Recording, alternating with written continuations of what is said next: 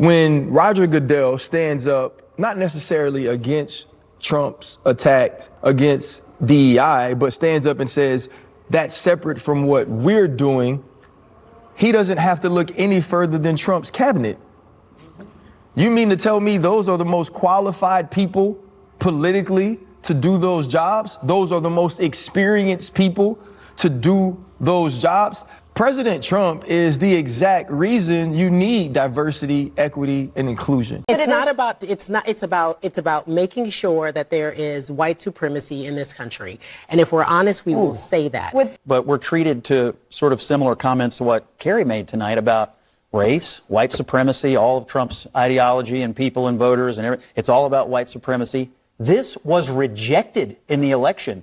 Democrats ran this was the animating thing of the Harris campaign, and it was rejected. Okay. Was it? And I am constantly shocked at what you're not aware of, which is Donald Trump's performance. I'm constantly shocked at what you're not aware of. Well, I don't know. I tend to be more right about it than you are. But the reality is he did better. He did better among minority voters than any Republican in a half a century. Yeah, and I seem to be totally unaware of it. But it's also true. But if you're going to come out and call half the country a white supremacist, I think you've got to explain it. I didn't say the country. I said this was about white supremacy because what he ran on was making America great again, which is another code word. You like to say woke. But you're saying the election was about white supremacy. I'm saying what Trump was about was making sure that he stays that. It's not even. Boy, oh boy, oh boy, oh boy, oh boy. I gotta tell you guys, this video right here that we gotta react to from this CNN panel will make you roll your eyes, okay? Because you're going to have liberal black women. They're going to boohoo, whine, and cry racism and bigotry. And that is the reason why they're not as successful and well paid as they would like to be, is because the system is holding them down. Now, this conversation is in response to ESPN's crybaby, Ryan Clark, boohoo, whining, crying about President Trump getting rid of DEI, okay? And the fact that a lot of corporate America is moving on past DEI because DEI is not profitable, okay? It's not productive. You're not hiring the most qualified people, because if that was the case, then these organizations would not be getting rid of it, okay? If DEI was resulting in the most qualified people getting the jobs and it actually improved their profits, if it made their companies more productive, they would not be getting rid of it. The fact that they are getting rid of it tells you everything you need to know about it, okay? So with that being said, I want to go ahead and react to this clip here from CNN in which they're going to be discussing this topic. Can we just go beyond? Can we just go beyond the cabinet? Because yes, the president gets to pick whoever he wants, and the Senate is now for the Republicans. And I would have hoped that some of them would have been had more profiles and courage, but they didn't, and they actually put people in that I do believe in your party. You have more qualified people who could be in that cabinet. I'd like to think that, but that's not what they chose. Secretary of Defense. That's not what they chose. So go for it. Okay. You know what's hilarious about this? These people continue to boohoo, whine, and cry about President Trump's cabinet picks and whether or not they're qualified. Again, these are the same people who had nothing to say about Biden's cabinet, a lot of whom were made up of people who had no expertise whatsoever in the department, the agency they were selected to lead. Like, for example, Pete Buttigieg, he had absolutely zero experience or knowledge with transportation, but yet he was the secretary of the Department of Transportation. Where were these people complaining about his qualifications? Oh, they were nowhere to be found. Same thing for Biden's health secretary pick. Dude had zero experience whatsoever when it comes to health. He's not a doctor, not a scientist, just a politician. Where were these individuals?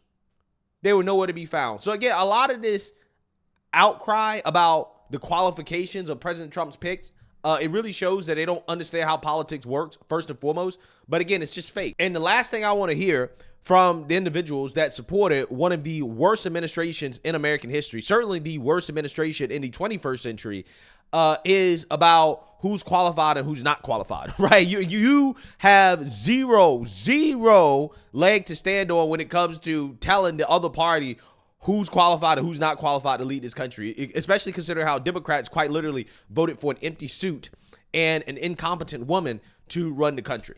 And that ended up being a disaster. Okay. I think the issue in this country right now is we live in different realities. That's right. I live in a reality where I know I do not have the same opportunity as you.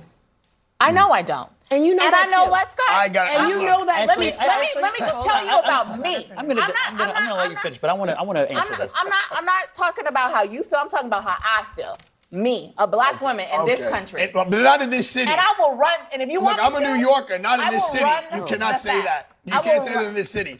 I'm not talking about New York. I'm talking about Ashley Allison right here. I got a law degree, a master's, and 2 bachelors. Probably more education than all y'all added up together at this table, right? And I have always been the least paid person on payroll at every institution I have worked in. And it's not Even in the White House? Even in the White House. Well, whose fault is that?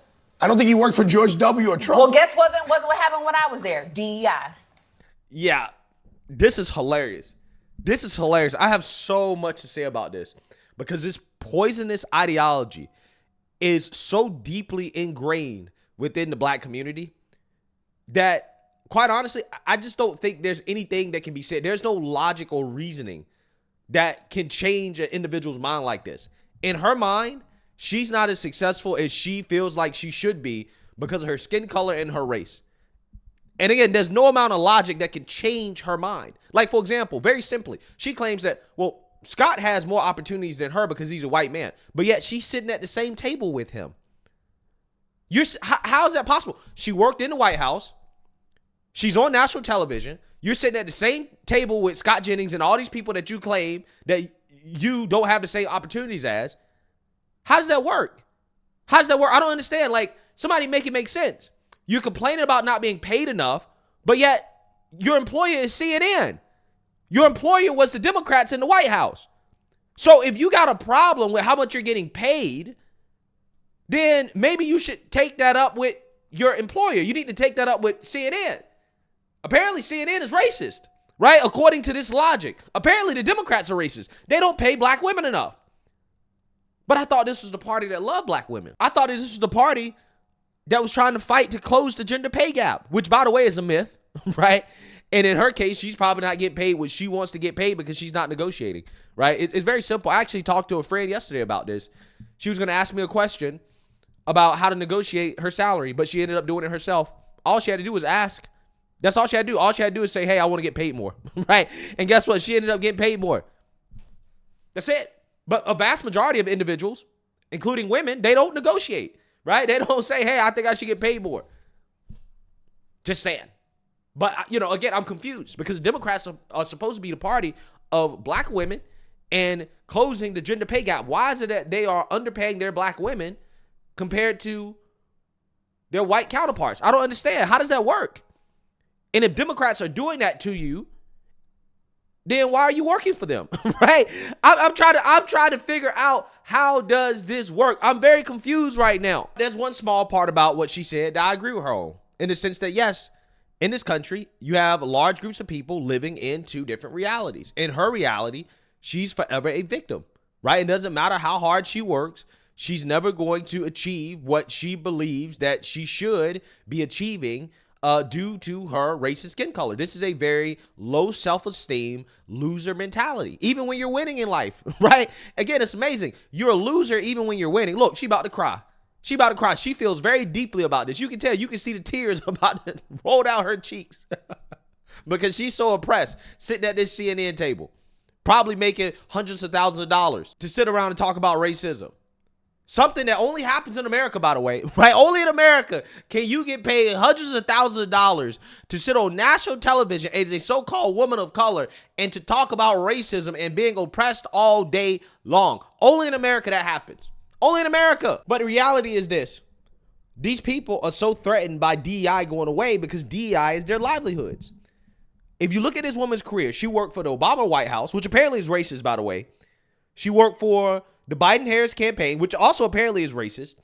She's worked for all these liberal institutions, which, again, are also racist, according to her, right? Because they don't pay black women enough. But in all of her roles, she's essentially just a woke activist. That's it.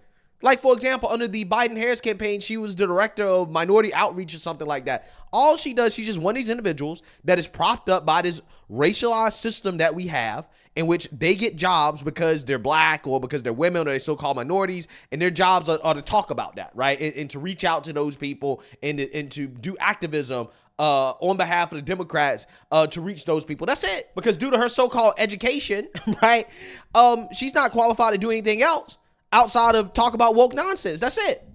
Again, it's amazing how that works. These people go and get degrees in woke nonsense, then run around here and talk about how educated they are and how oppressed they are. But yet they benefit from a system that is designed to employ them, people who, again, don't have real skills for the workplace due to their skin color and their race, which at this point is just a giant subsidy for race hustlers and losers. Like, for example, I looked up this woman's speaking fee. Look at her speaking fee.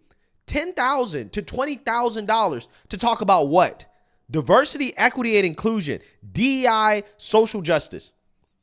That's it. That's it. So, again, I want you to understand, in America, she is oppressed, even though she's getting paid $10,000 to $20,000 to talk about how this country's racist and oppresses people like her while getting paid $10,000 to $20,000 per event. Do people not see the grift, right? Do people understand what's going on here? Why these people are so mad and upset about DI going away? Their money train is going away. That's what they're upset about. That's what they're upset about. Because you cannot convince me in a country that pays a woman who has no skills, right? I mean, I looked it up. No skills. Zero skills. What are her skill set? Corporate racial equity, DI. That's it. That's all she know. Race hustling. You get paid $10,000 to $20,000 per engagement to sit around and tell people that they're racist? But somehow she's been held back because she's a black woman. But yet you have a whole industry built and designed around subsidizing talentless black women like this. But yet they're oppressed. They're oppressed. And that's what pisses me off about these people. They're full of shit. Scott. Look. I'm head Scott. Look, you're my friend. I respect you tremendously. I think you're probably the smartest operative in the Democratic Party, and they should listen to you more. That's number one. Number two, you and I share a comparable background. We're both from the Midwest. We both come from middle-class families, lower middle-class families maybe. I actually think we share a lot of similarities in our journey. But I think you made it, and you are the most respected voice often at every room or every table you're in, not because of anything other than your talent and your work ethic. And that's all anybody ever is asking for, is for people with talent and work ethic to make it. And that's what I see in you. That's how I see you. But let me tell you something about my story and my family's story, is that we have faced discrimination. I have faced discrimination. I just said I was the least paid person, even in this moment sometimes, to my counterparts. It is just the reality of the country we live in. And I'm not saying, I do believe I'm qualified. I know I'm qualified. You won't ever tell me I'm not qualified. So if you're qualified, what's the problem? If you're qualified, what is the issue? You made it. I mean, I don't know, what else do you want, right? What else are you looking for? If you want to be paid more, take it up with CNN. Take it up with the Democrats that employ you, right? If you want to get paid more, that's not society's fault. That's your employer's fault. But you see how Scott Jennings tried to coddle this woman, right? Because this is what they do. Because low-key, they want that hug from the white man, right? I guarantee you what Scott Jennings just told her made her feel all warm and fuzzy inside. And that's why they say it, because they want to keep getting that hug. But Scott Jennings should have said it. He shouldn't have lied to her like that, right? Talk about she's the most respected voice at the table. Get out of here, Scott. You know damn well that's a lie. You know that's a lie. Stop coddling these people. That's what's wrong with them. These liberal black women are coddled more than anybody in this country, and they still crying. But the system that I live in doesn't matter about my qualifications. I don't agree, because when 2025. Oh, come I don't think on. we're there in Come 2025. on. You can't That's just not true. That's just not true. There's a mountain of evidence that suggests that you are wrong. Okay, let's just take Ashley. I'm a New Yorker, so I'm jaded. I have the Attorney General as a black woman. The mayor's a black man. The head of the Senate is a black person. Okay, New York is a small representation. Well, small. New York is not that States small. of America. Politics. Let me just talk. Let me talk about every judge I appear before is either a woman or a person of color. Ashley just gave an anecdote, but the numbers also show black women are one of the most educated demographics in this country and one of the least paid. Why would that make any sense? Because the statistic that you just put out there is fake, right? That's why. It's because you just made that up. Again, it's amazing. You have a table of 3 black women boo-hooing and crying about how they're oppressed, right? They're victims. How they're not getting everything that they feel like they deserve in life when you've made it to the top of media. What else can you do? I don't understand. I don't get it.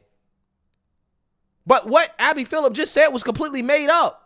And again, this is what I'm talking about when I say that the problem with a lot of these liberal black women is that we coddle them too much. We lie to them too much. We tell them things like, oh, you're the most educated demographic in this country. That's not true.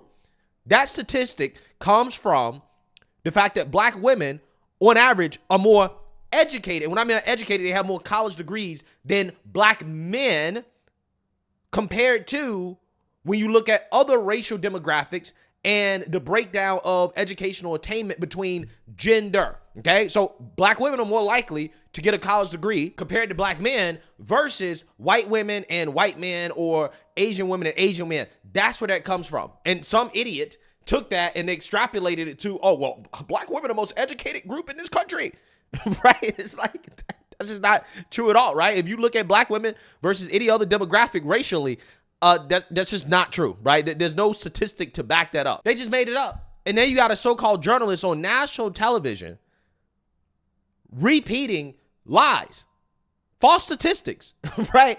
And then try to use that as evidence that, oh, well, how do you explain black women being the most educated but the most underpaid? Well, again, first and foremost, they're not the most educated. Second of all, again, when you look at the gender pay gap, a vast majority of that has to do with the individual behaviors of people who are seeking jobs or employment, and it doesn't have that much to do with race or sex. But again, those type of facts are inconvenient to the narrative here that's being pushed on CNN.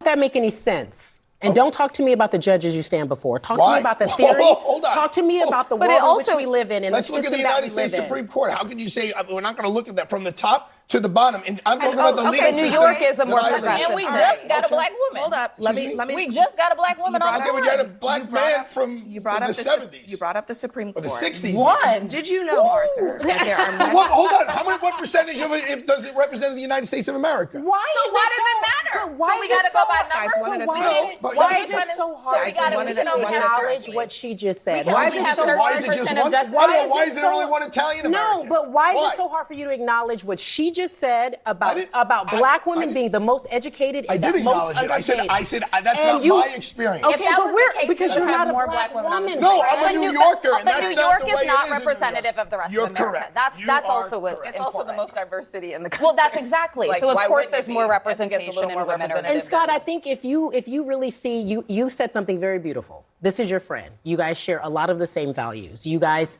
think alike. You guys are literally friends off air. You text, you have good conversations. There is the yes and in that. There is something that says to me that you know what she's saying is true. You think she's smart. You know that she's smart. She's more educated than mostly everyone at this table. And so what she's saying isn't a lie. What she's saying is a real life experience. And so why is it so hard to understand why something like diversity, equity, inclusion needs to be a part of what we do in a system that never even acknowledged a group of people, never saw us as a human commodity, just literally never noticed who we were. And now here we are years later asking for some simple rights, some simple civilities. She's asking to be paid like you get paid. She's asking to be acknowledged like you get acknowledged. And she knows that is not the case because she is a black woman. Yo, this is amazing. This is hilarious. You have a so-called black woman who has done sports journalism her whole life. She's never done anything political, okay? She doesn't know a damn thing about politics, but she's sitting on national television discussing topics that she knows nothing about. But she's oppressed, right? She's oppressed. And again, there's no doubt in my mind, the only reason she's on the show is because she's a black woman. That's it. That's the only reason. She's friends with Abby Phillip. That is the only reason that she's on air. But we don't have basic rights. And to just assume that Scott Jennings gets paid more because he's a white man? Wow. This is crazy to me, bro. You can't, again, there's no amount of logic, okay? There's no reason. There's none of that will change the minds of individuals like this, right? Because they will forever try to make this country feel guilty about something that they never went through. These people never went through any of the things that she's talking about. She had a high-ranking position in the White House of the United States of America. Dear friend, she was one of the most celebrated political operatives in the country. There's Do you know how hard I had to work to get that? Do you know how hard the son of a garbage man had to work at it? So I'm just telling you. I'm not saying that, but talent and work ethic are everything. And that's why I think you're here. It's not true. It's just not true. It's just not true. The other thing is, there. Yeah, so you see that, you heard that. Okay, we're not going to continue to react to this because they're clearly delusional, including the so-called journalist, right? Abby Phillip. You got 3 black women sitting on national television, boo-hoo-whining and crying about being oppressed. Amazing, absolutely amazing stuff. And to just assume that Scott Jennings, because he's white, gets paid more than they do, or that he didn't have to work as hard as they had to work in order to get into his position, I think it's silly, it's nonsense, and it's also offensive, right? It's offensive. Because if you really got an issue with how much Scott Jennings is getting paid, and again, that's what this is all about, guys. That's what it's all about. At the end of the day, all of this comes down to money, right? It's that, oh, I don't feel like I'm getting paid enough, and I should get paid more because I'm black, and I'm a woman, I'm oppressed, I had to work so hard, and therefore I'm being underpaid. All it comes down to is money. That's all it is. They want to guilt trip people into giving them more money. Instead of just standing on merit, standing on their own 2 feet, standing on their work, they want to stand on their degrees, and they want to stand on victimhood. That's it. Because if you really got a problem with how much you get paid, then take that up with CNN. Take that up with CNN. Take that up with the Democrat Party. They're the ones that are paying you. Again, it blows my mind. How can you cry racism on national television about how much you've been paid? Saying that you're underpaid because you're a black woman, but yet you're employed by the same network that you're currently boo-hoo-whining and crying about. You're employed by them. You're on their show right now. Maybe you should take that up with your employer. It blows my mind. It really does. But hey, this is Democrat Party, guys. This is who they're in bed with. As long as they continue to be in bed with individuals like this, if this is the ideology that they are going to adhere to and embrace, then they're going to continue to lose. So let me know what you guys think. Make sure you like, comment, and subscribe. Most importantly, share a Black conservative perspective. Peace.